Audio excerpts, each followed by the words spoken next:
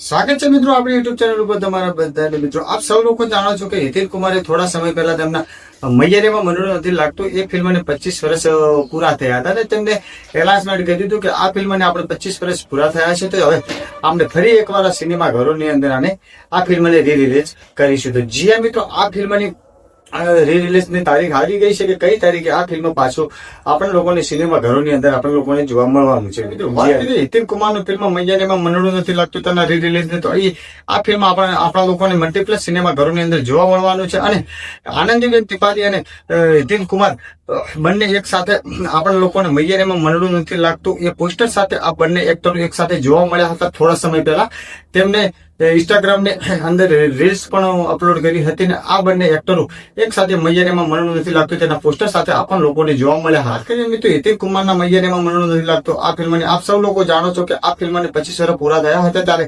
હિતેન કુમારે તેમના ઇન્સ્ટાગ્રામ એકાઉન્ટમાં જાહેર કરી નાખ્યું હતું અને એનાઉન્સમેન્ટ કરી નાખ્યું હતું કે આ ફિલ્મને 25 વર્ષ પૂરા થયા છે તો આપણે આ ફિલ્મને રી-રિલીઝ કરીશું. તો ફાઇનલી મિત્રો આ ફિલ્મને રી-રિલીઝ ની તારીખ આવી ગઈ છે.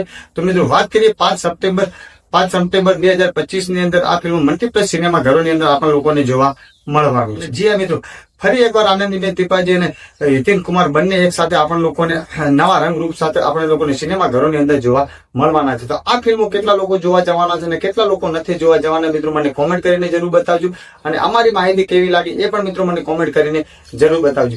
અને આગલા વિડીયો માટે અમારી ચેનલ પર નવા હોય તો અમારી ચેનલ મિત્રો સબસ્ક્રાઇબ કરી નાખજો. જે લોકોએ પહેલેથી સબસ્ક્રાઇબ કરેલી છે એ લોકોને હું દિલથી આભાર માનું છું. જય હિન્દ, જય ભારત.